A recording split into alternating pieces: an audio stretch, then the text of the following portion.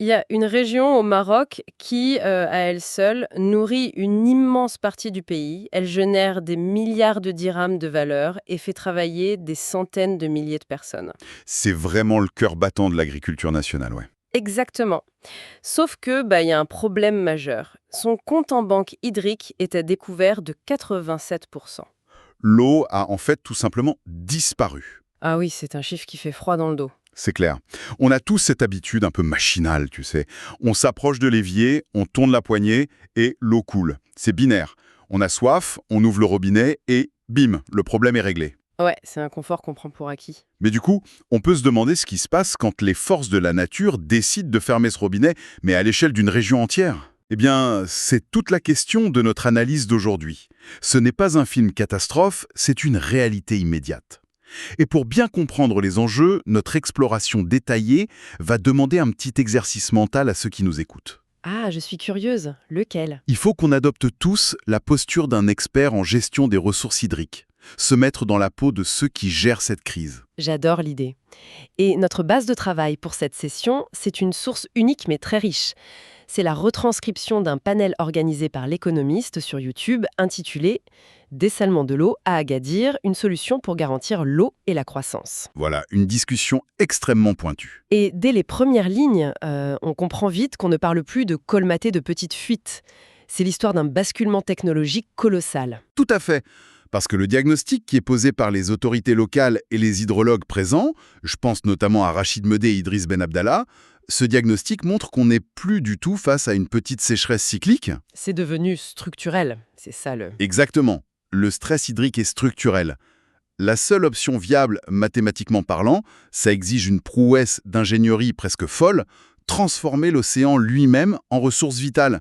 Le Maroc, avec le cas d'Agadir, devient un vrai laboratoire mondial. C'est fascinant.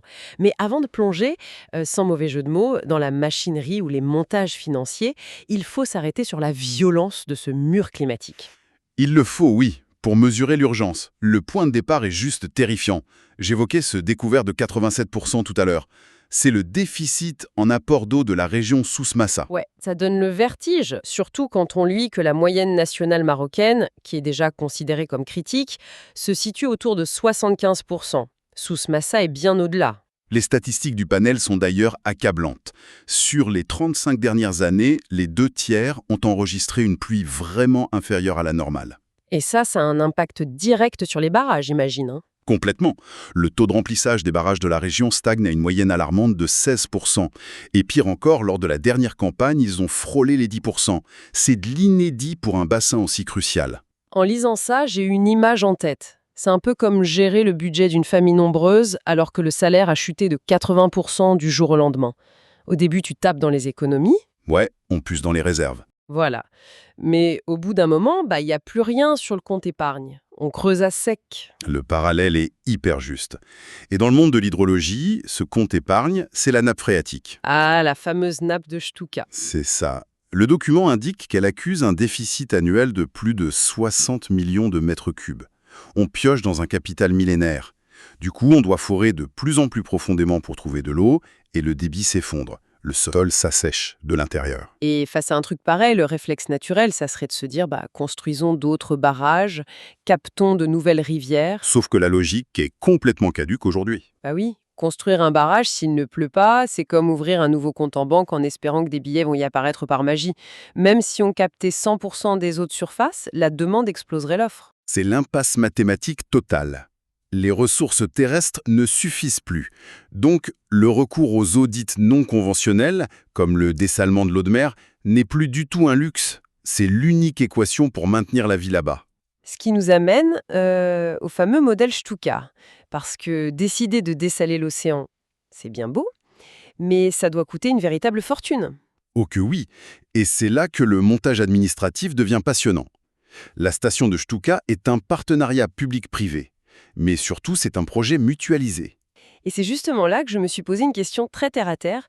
Comment on fait cohabiter dans une même usine l'eau pour 1,2 million d'habitants, qui veulent prendre leur douche, et l'eau destinée à faire pousser des champs de tomates? Ça paraît complexe, c'est vrai? Franchement, sur le papier, facturer et distribuer la même eau à un citoyen et à une multinationale agricole, ça a tout l'air d'un cauchemar administratif. Cette friction, elle est au cœur des débats du panel.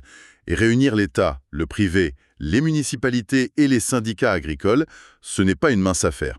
Mais ce qui a permis de débloquer la situation, c'est la fameuse loi de l'économie d'échelle. Plus c'est grand, moins c'est cher, en gros, hein. Exactement. Une petite usine coûte extrêmement cher au mètre cube produit. Mais avec une infrastructure titanesque qui répond aux besoins de tout le monde en même temps, le coût marginal s'effondre. La mutualisation, c'est le bouclier économique qui rend le tout finançable. Et il faut bien comprendre le poids de cette agriculture. On ne parle pas de sauver 3 pauvres cerfs au fond d'un jardin. Loin de là, oui. La zone de Stuka, c'est ce qui garantit les tomates du Maroc d'octobre à mai, avec énormément d'exportations.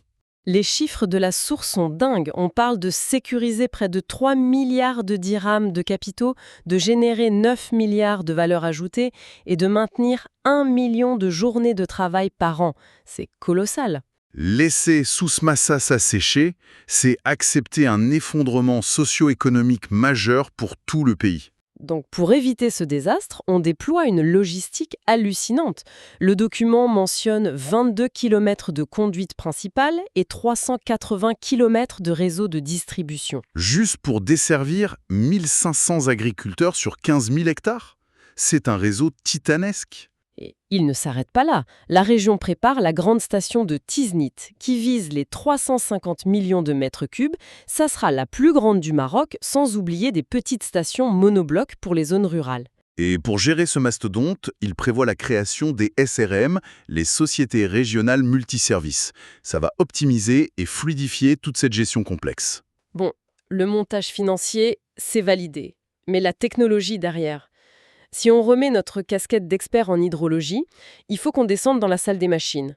Ah, la fameuse technologie d'osmose inverse. Voilà, c'est le mot savant.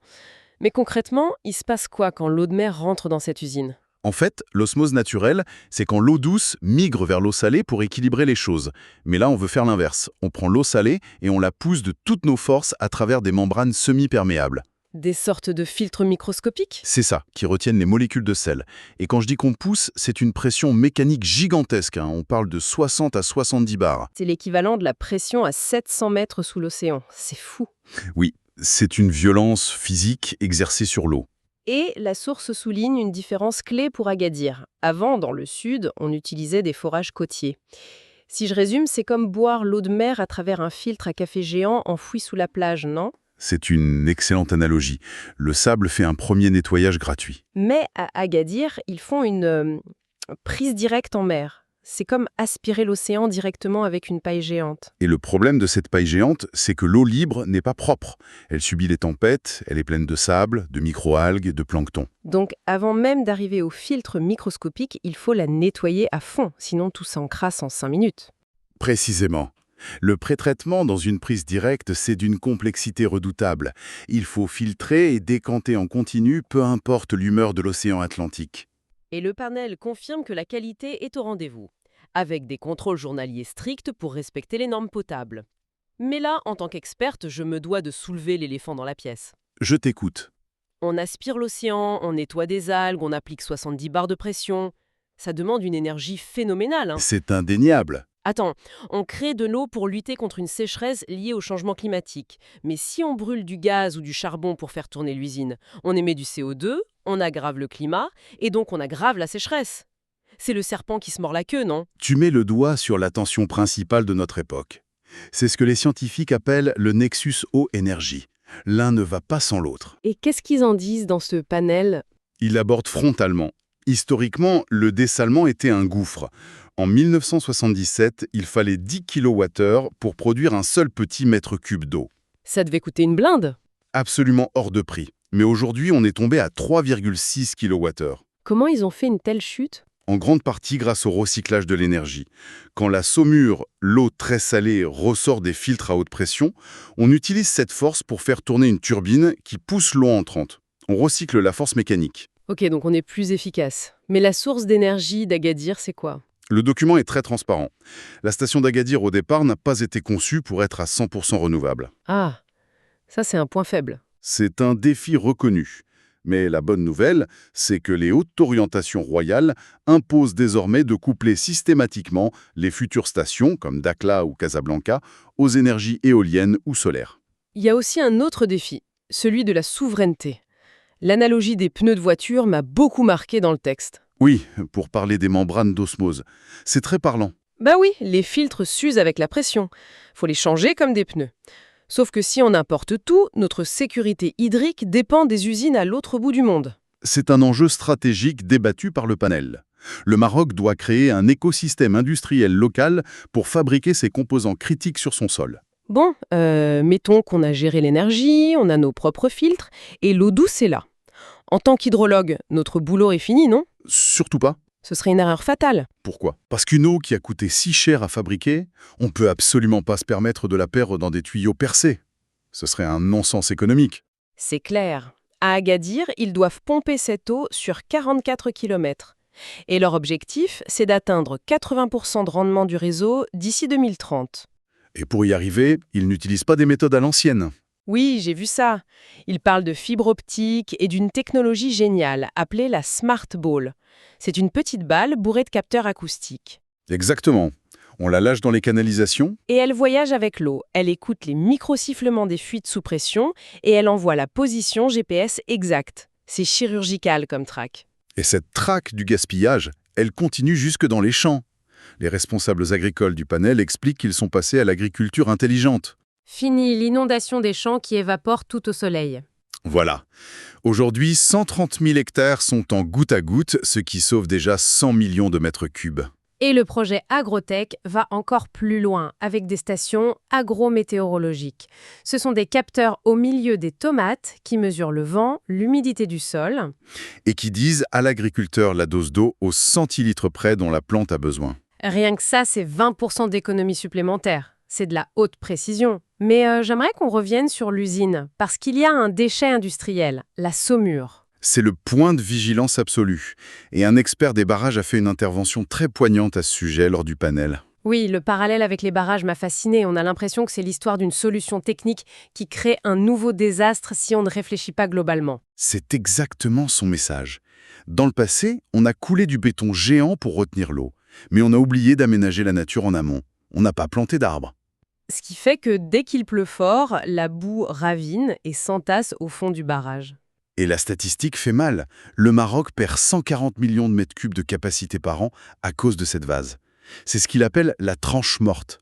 La taille d'un barrage entier disparaît chaque année. Et donc, quel est le rapport avec le dessalement?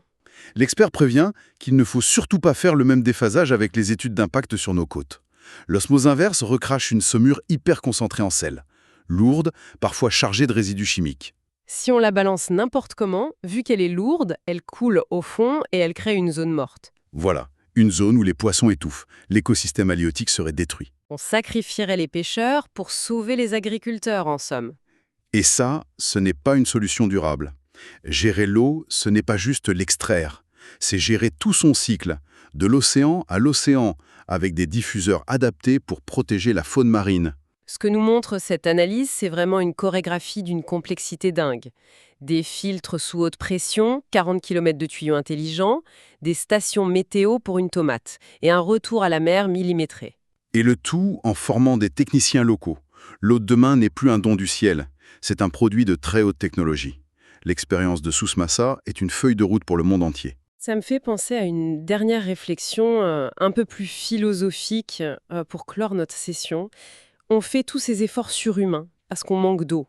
Mais imaginons un instant que dans 30 ans, on maîtrise si bien le solaire et le dessalement que l'eau douce devienne virtuellement gratuite et illimitée. Beaucoup de chercheurs rêvent de cette abondance technologique, c'est vrai. Mais si on l'atteint, est-ce que ça résoudra vraiment nos problèmes? Ou bien, libéré de la peur de la sécheresse, est-ce qu'on ne va pas juste tomber dans l'excès? L'hubris humaine, tu veux dire? Exactement.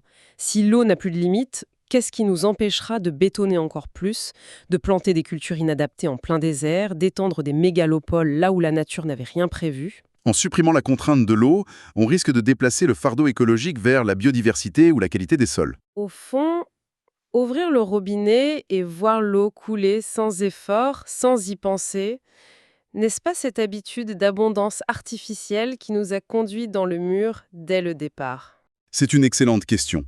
Une réflexion fondamentale que notre audience pourra, je l'espère, méditer longuement.